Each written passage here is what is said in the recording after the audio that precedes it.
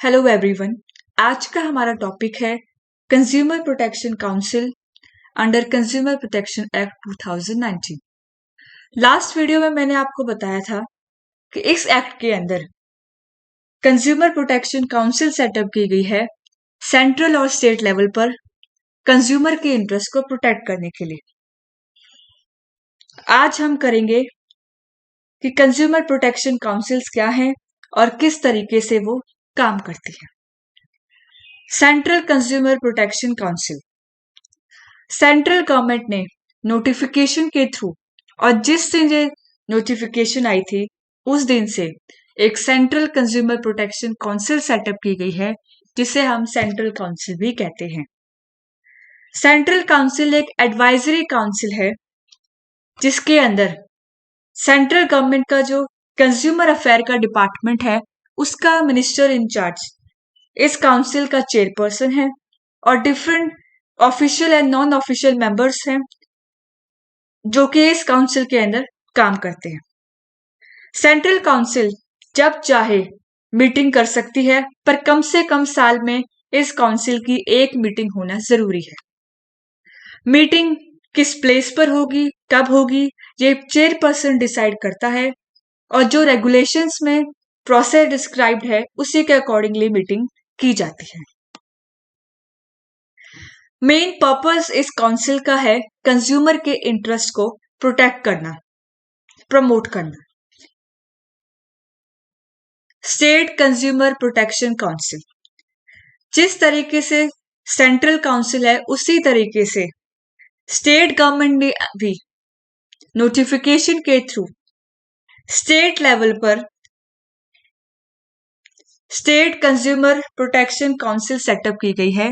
ये भी एक एडवाइजरी काउंसिल है जिसके अंदर स्टेट गवर्नमेंट का जो कंज्यूमर अफेयर का डिपार्टमेंट है उसका मिनिस्टर इंचार्ज चेयरपर्सन है। Different official and non official members हैं इसमें, और कुछ मेंबर्स नॉमिनेट किए जाते हैं सेंट्रल गवर्नमेंट के द्वारा, जो मैक्सिमम 10 है। स्टेट काउंसिल की भी टाइम टू टाइम मीटिंग होती है और कम से कम साल में 2 मीटिंग होना जरूरी है। चेयरपर्सन ही डिसाइड करेगा कि मीटिंग कब और किस प्लेस पर होनी है। स्टेट काउंसिल का भी मेन पर्पस है कंज्यूमर के राइट को प्रोटेक्ट करना, स्टेट के अंदर उनके राइट को प्रमोट करना। नेक्स्ट है डिस्ट्रिक्ट कंज्यूमर प्रोटेक्शन काउंसिल। जिस तरीके से एक स्टेट काउंसिल है, सेंट्रल काउंसिल है, उसी तरीके से स्टेट गवर्नमेंट ने हर डिस्ट्रिक्ट के अंदर district consumer protection council setup की गई है। ये भी एक एडवाइजरी काउंसिल है जिसके अंदर डिस्ट्रिक्ट का कलेक्टर चेयरपर्सन होगा और डिफरेंट मेंबर्स होंगे जो इस काउंसिल के पर्पस को पूरा करेंगे। डिस्ट्रिक्ट काउंसिल भी time to time meeting hold करेगी और कम से कम साल में 2 मीटिंग होना जरूरी है। काउंसिल की मीटिंग भी किस टाइम पर होगी, किस प्लेस पर होगी, वो भी चेयरपर्सन हर डिस्ट्रिक्ट में डिसाइड करेगा। इनका भी मेन पर्पस है किसी भी डिस्ट्रिक्ट के अंदर कोई भी इस तरीके की एक्टिविटी ना हो जो कि कंज्यूमर के इंटरेस्ट को वॉलेट करे। कंज्यूमर के इंटरेस्ट को हर डिस्ट्रिक्ट के अंदर प्रमोट करना, प्रोटेक्ट करना इस काउंसिल का काम है।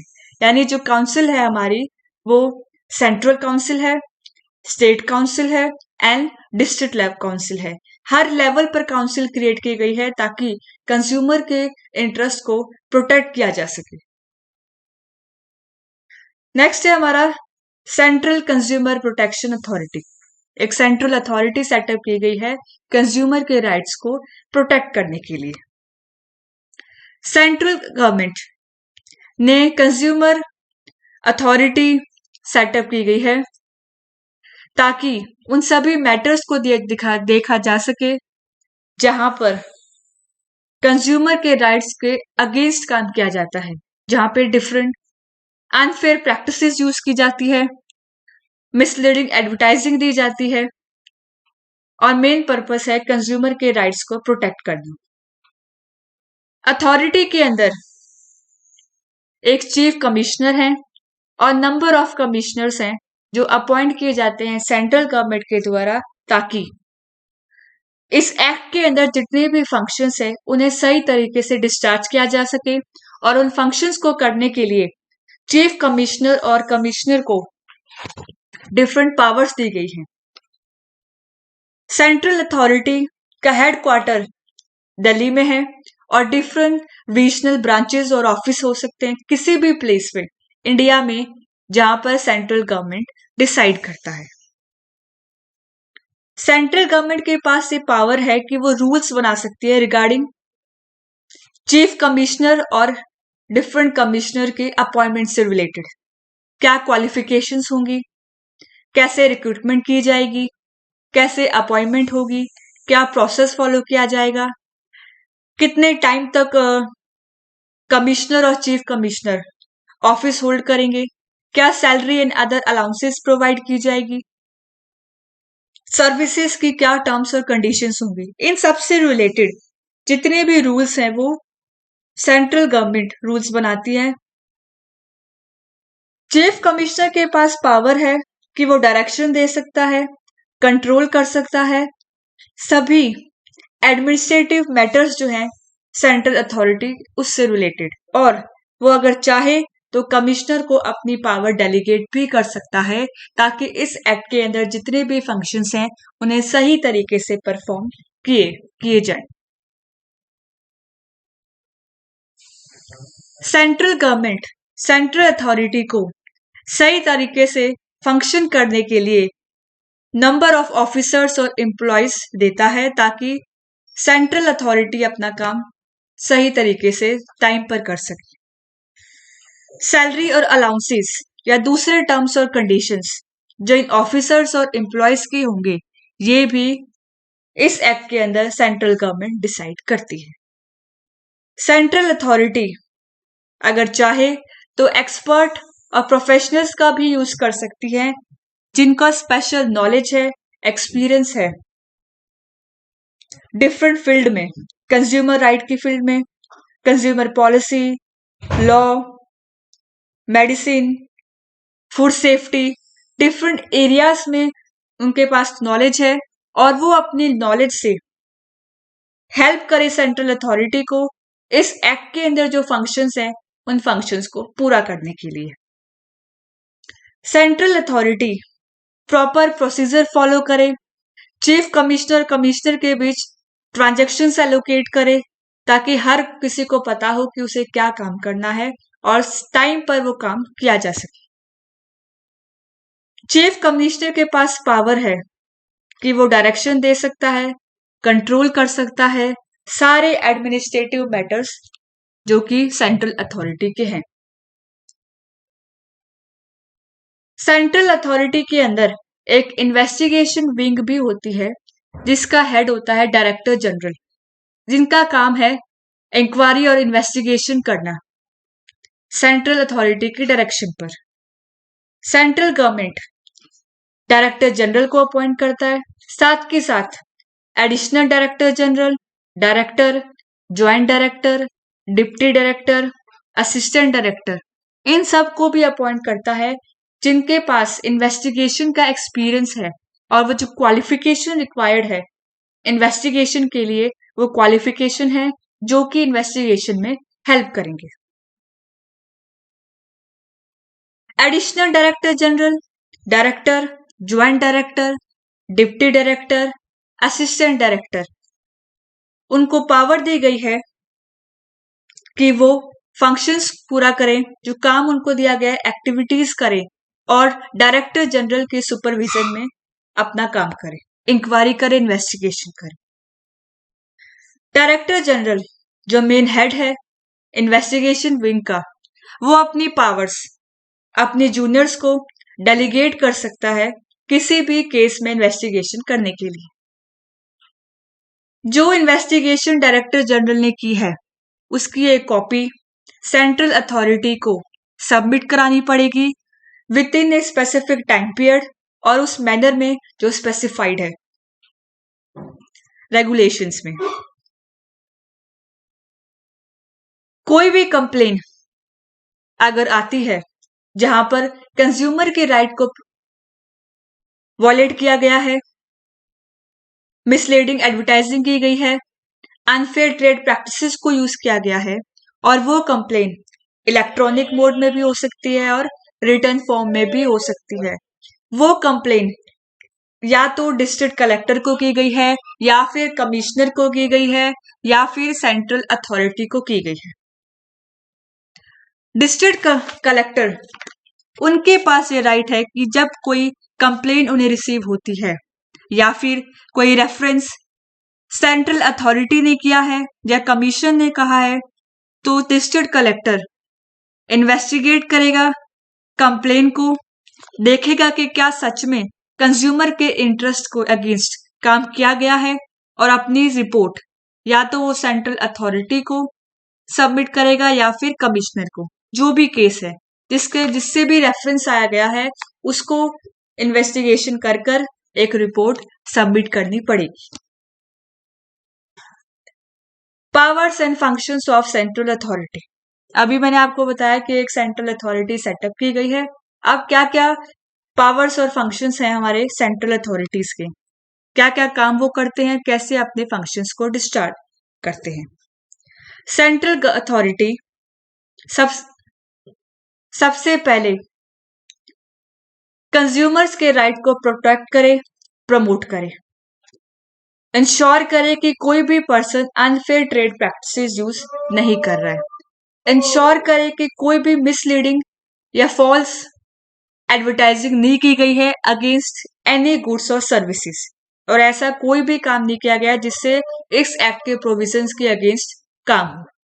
इंश्योर करे कि कोई भी पर्सन मिसलीडिंग और फॉल्स एडवर्टाइजिंग की पब्लिकेशन से रिलेटेड कोई काम नहीं कर रहा है। यानी मेन जो पर्पस है, मेन जो फंक्शन है सेंट्रल अथॉरिटी का, वो है कंज्यूमर के राइट को प्रोटेक्ट करना। नेक्स्ट, सेंट्रल अथॉरिटी इन्वेस्टिगेशन कर सकती है किसी भी कंप्लेंट पर जो से रिसीव हुई है या फिर डायरेक्शंस मिली है सेंट्रल गवर्नमेंट से, जहां पर लगता है कंज्यूमर के राइट को वायलेशन हुआ है और रिस्ट्रिक्टिव ट्रेड प्रैक्टिसेस यूज की गई हैं। इस एक्ट के अंदर कमीशन, जो हमारी 3 कमीशन है, नेशनल, स्टेट एंड डिस्ट्रिक्ट, उस पर कंप्लेंट फाइल कर सकता है। कोई भी कमीशन अगर प्रोसीडिंग कर रही है उसमें इन्वॉल्व हो सकता है अगर लगता है कि सच में कोई अनफेयर ट्रेड प्रैक्टिसेस यूज की गई है। कंज्यूमर के राइट से रिलेटेड कोई भी मैटर है उसे रिव्यू कर सकता है। मेन पर्पस है कंज्यूमर के राइट को प्रोटेक्ट करना, सेफगार्ड करना, और प्रॉपर रेमेडियल मेजर्स जो है उनको इम्प्लीमेंट करना। बेस्ट इंटरनेशनल प्रैक्टिसेस जो इंटरनेशनल लेवल पर कंज्यूमर के राइट से रिलेटेड किए गए हैं, उन्हें रिकमेंड करना, उन्हें अडेप्ट करना, उन्हें यूज करना, ताकि सही तरीके से कंज्यूमर के राइट को प्रोटेक्ट किया जा सके। कंज्यूमर राइट की फील्ड में रिसर्च वर्क को प्रमोट करना, अवेयरनेस क्रिएट करना ऑन कंज्यूमर राइट्स, ताकि कंज्यूमर को उनके राइट्स के बारे में पता हो। नॉन गवर्नमेंट ऑर्गेनाइजेशन और इंस्टीट्यूशंस, उनको एनकरेज करना, उनके साथ काम करना, ताकि कंज्यूमर राइट को प्रमोट किया जा सके, कंज्यूमर राइट को प्रोटेक्ट किया जा सके।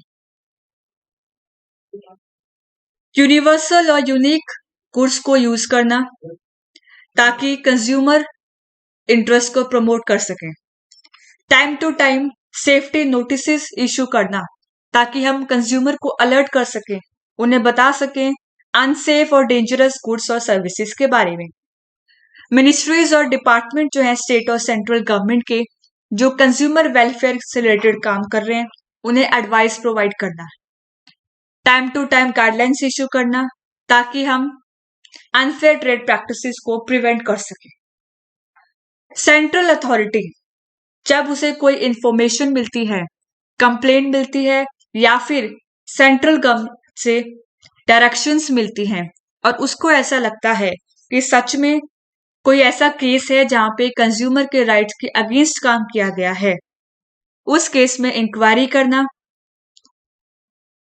और अगर ऐसा सच में है तो इन्वेस्टिगेशन करवाई जा सके बाय द डायरेक्टर जनरल और डिस्ट्रिक्ट कलेक्टर,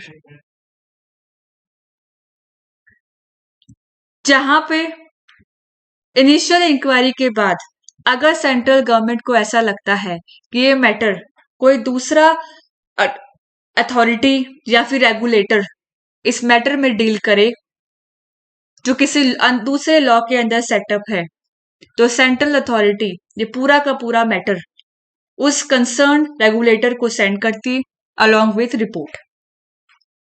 इन्वेस्टिगेशन के लिए सेंट्रल अथॉरिटी डायरेक्टर जनरल और कलेक्टर किसी भी पर्सन को बुला सकता है और उसे बोल सकता है कि वो सारे डॉक्यूमेंट या फिर रिकॉर्ड जो उसके पास है वो प्रेजेंट करें, जो इंक्वायरी और इन्वेस्टिगेशन में हेल्प करेंगे। अगर सेंट्रल अथॉरिटी को ऐसा लगता है और वो सेटिस्फाई हो जाए इन्वेस्टिगेशन के बेसिस पर कि सफिशिएंट एविडेंस हैं जो ये शो कर रहे हैं कि कंज्यूमर राइट के अगेंस्ट काम हुआ है, तो वो ऑर्डर पास कर सकते हैं जिसमें उन गुड्स को वापस बुलाना, सर्विसेज को विड्रॉल करना जो कि अनसेफ है, जो प्राइस बायर ने पे किया था उसको रिइंबर्स करना, ऐसी प्रैक्टिसेस को डिसकंटिन्यू करना जो कि कंज्यूमर के इंटरेस्ट के अगेंस्ट है। अगर सेंट्रल अथॉरिटी सेटिस्फाई हो जाए आफ्टर इन्वेस्टिगेशन, जहां हम बात कर रहे हैं एडवर्टाइजमेंट की, मिसलीडिंग एडवर्टाइजिंग की, कि जो एडवर्टाइजमेंट की गई है वो कंज्यूमर के राइट के अगेंस्ट है, उस केस में सेंट्रल अथॉरिटी डायरेक्शंस इशू कर सकती है कि उस एडवर्टाइजमेंट को डिसकंटिन्यू किया जाए या फिर एक स्पेसिफिक टाइम पीरियड के अंदर उसको मॉडिफाई किया जाए।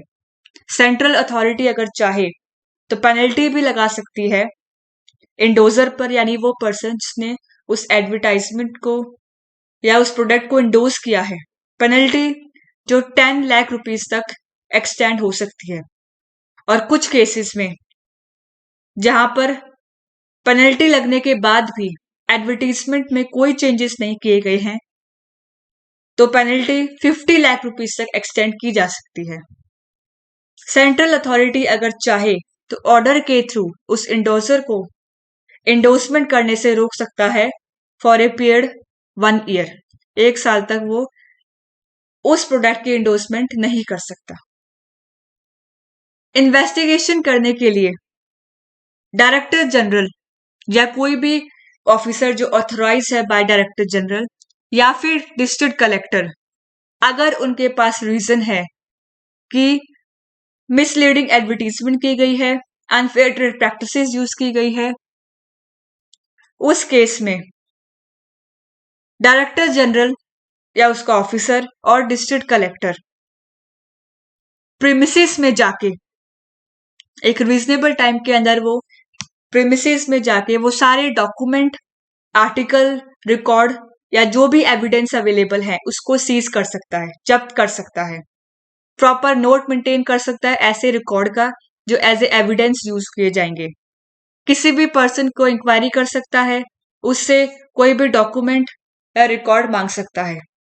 जो भी डॉक्यूमेंट और रिकॉर्ड इन्वेस्टिगेशन के टाइम पर लिए गए हैं, सीज किए गए हैं, वो वापस कर दिए जाएंगे पर्सन को with in a period of 20 days, यानी जब आपने सीज किए हैं उसके 20 दिन के अंदर अंदर पर्सन को वापस कर दिए जाएंगे।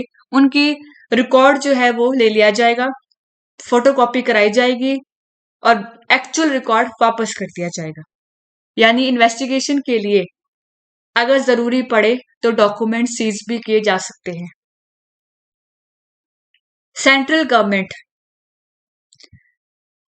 इस एक्ट के अंदर फंक्शंस को सही तरीके से परफॉर्म करने के लिए सेंट्रल अथॉरिटी को ग्रांट देती है, मनी देती है ताकि वो अपना काम सही तरीके से कर सके।